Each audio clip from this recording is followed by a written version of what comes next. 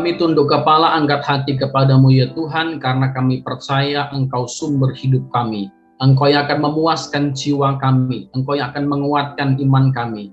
Engkau ya Tuhan yang akan memampukan kami untuk berjalan senantiasa di dalam kehendak-Mu. Kami rindu untuk mendengarkan firman Tuhan. Mari berbicaralah Tuhan, kami siap untuk mendengar. Hanya di dalam nama Tuhan, Yesus Kristus, kami berdoa. Amin. Kekasih Tuhan, mari bersama-sama kita buka firman Tuhan di dalam Efesus pasal yang kelima, ayat yang pertama sampai ayat yang keempat. Demikian firman Tuhan.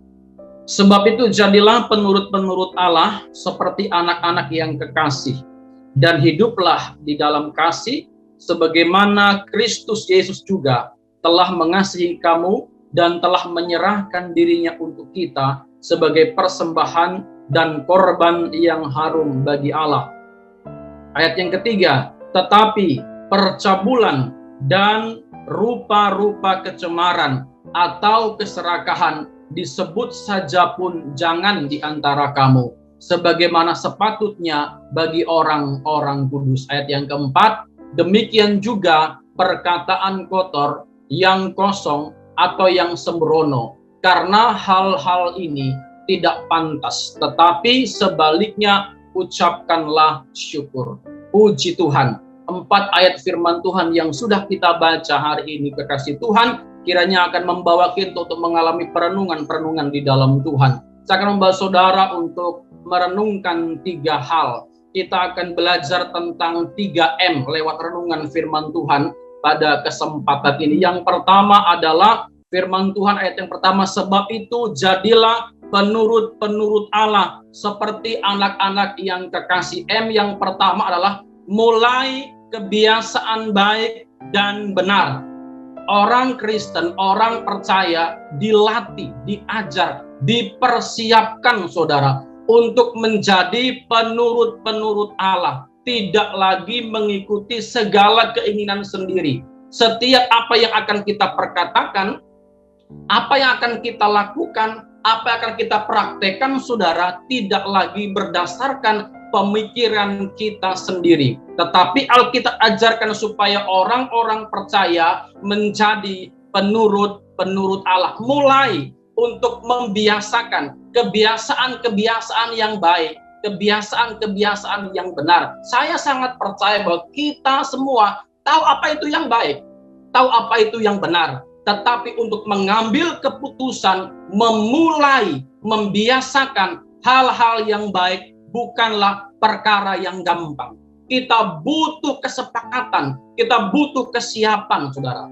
Kalau kita tidak siap, kita tidak berani, walaupun kita tahu ada hal-hal yang baik yang bisa kita kerjakan, kecenderungan hati kita justru tidak akan melakukannya. Kekasih Tuhan, itu sebabnya kenapa firman Tuhan datang kepada kita sebagai orang-orang Kristen, sebagai orang-orang percaya, supaya kita tidak hanya sekedar mengisi pengertian kita, mengisi pengetahuan kita, tetapi kita berani ambil keputusan, saudara.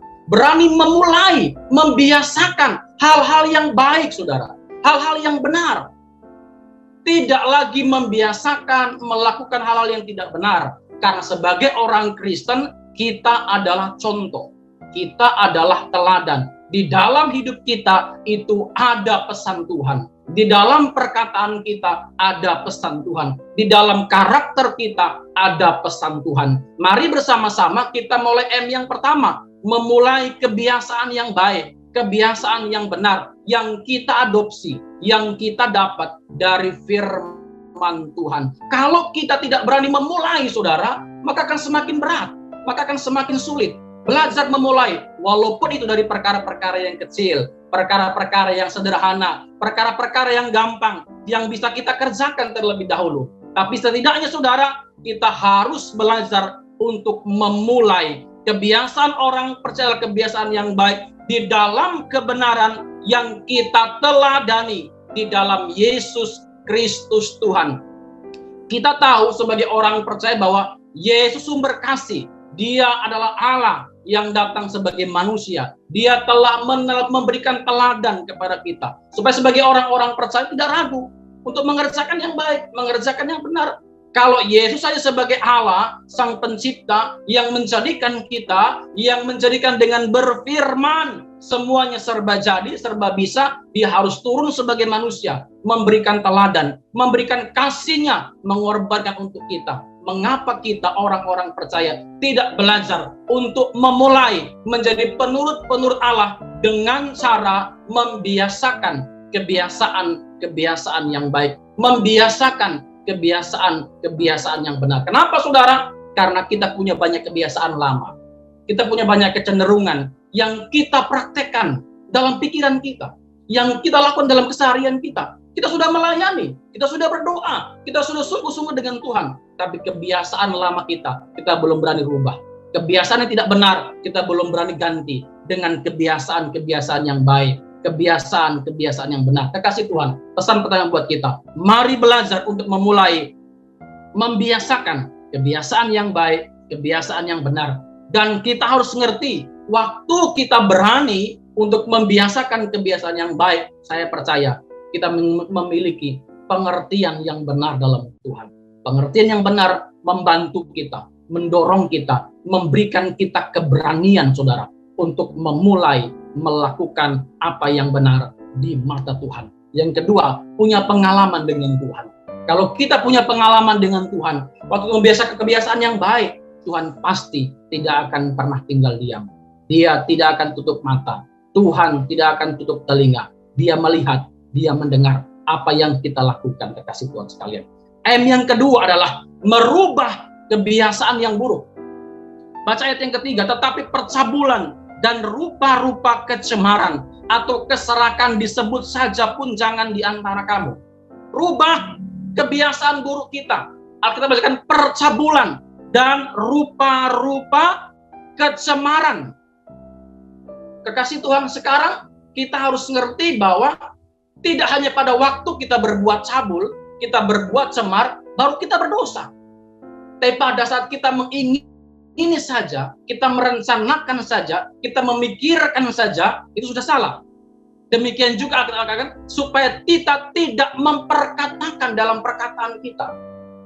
Kekasih Tuhan, mari belajar kita merubah kebiasaan yang buruk. Misalnya minta maaf, kita mungkin sering latah, memperkatakan perkataan yang kotor, belajar untuk rem. Kita mungkin sering bicara dengan teman kita, dengan bahasa yang tidak pantas, kata-kata yang sembrono, yang tidak sesuai dengan kebenaran, kita harus jaga, tidak boleh lagi. Kita harus berani merubah diri kita, saudara. Karena kalau kita tidak berani, kita tidak siap menjadi teladan bagi orang-orang percaya. Tidak hanya sekedar melakukan, baru kita berbuat dosa. Dan pada waktu kita mengingininya, hal yang jahat, memperkatakan hal yang jahat, itu pun sudah tidak berkenan kepada Tuhan. Itulah sebabnya yang kedua diajarkan kepada kita. Mari rubah kebiasaan kita yang buruk, kebiasaan yang tidak benar, perkataan-perkataan kotor, perkataan-perkataan yang cemar, perkataan yang tidak membangun, yang tidak menjadikan kekuatan bagi orang-orang lain, atau bahkan mungkin merusak citra orang Kristen, citra orang percaya. Kita harus berani rubah. Jangan takut. Pada waktu kita berani merubah perkataan yang tidak benar, kita justru bukan tidak diterima. Sebaliknya, kita justru akan diterima oleh orang lain. Karena hampir semua orang tidak suka dengan perkataan yang kotor. Hampir semua orang tidak suka dengan perkataan yang cemar, kekasih Tuhan. Itulah sebabnya, mari kita sama-sama mengerti firman Tuhan. Bagian yang ketiga, mengucap syukur dalam segala hal. Yang ketiga, M yang ketiga adalah mengucap syukur. Ungkapan syukur adalah salah satu ciri dari kedewasaan rohani, kedewasaan iman dari orang-orang percaya. Orang Kristen harus belajar mengucap syukur. 1 Tesalonika 5:18, mengucap syukurlah dalam segala hal, sebab itulah yang dikehendaki Allah di dalam Kristus Yesus bagi kamu. Ucapan syukur, ciri kedewasaan orang percaya. Ucapan syukur, ciri-ciri kematangan iman, saudara. Mengucap syukur dalam segala hal adalah ciri orang Kristen yang matang, yang kuat, yang tahan uji. Bagaimana mungkin tidak tahan uji? Karena dalam situasi yang sulit sekalipun, kita masih bisa mengucap syukur. Tuhan bersama kita, dan Tuhan tidak pernah meninggalkan perbuatan tangannya. Puji Tuhan, kiranya firman Allah yang sudah kita dengarkan, Pagi hari ini saudara menjadi rema buat kita. Mari bersama-sama sebagai orang percaya mulai kebiasaan yang baik, merubah kebiasaan yang buruk, melatih untuk selalu mengucap syukur kepada Tuhan Allah kita yang menyertai kita. Kasih Tuhan sekalian, kita akan berdoa bagi saudara-saudara kasih dalam Tuhan yang sedang punya pergumulan, sedang mengalami sakit penyakit. Letakkan tanganmu di tempat yang sakit. Engkau yang sedang punya pergumulan, engkau sedang punya beban, engkau yang sedang punya masalah, engkau yang sedang tertekan, engkau yang sedang kecewa, engkau yang sedang marah, taruh tangan di hati dadamu. Tuhan akan menjawab saudara, Tuhan akan menolong saudara dan melepaskan saudara dari segala beban yang sedang engkau alami. Mari bersama-sama tundukkan kepala kita untuk berdoa. Bapa kami dalam kerajaan surga, kami berdoa dan bersyukur kepadamu, karena Engkau Allah kami yang memelihara dan menyertai kami. Hari ini kami rindu Tuhan untuk mengalami kasih-Mu. Kiranya firman Tuhan yang sudah kami dengar itu memimpin hati kami, agar kami kuat di dalam firman Tuhan, kuat di dalam kebenaran-Mu. Kami percaya Tuhan janji-Mu tidak akan pernah tidak Engkau tepati.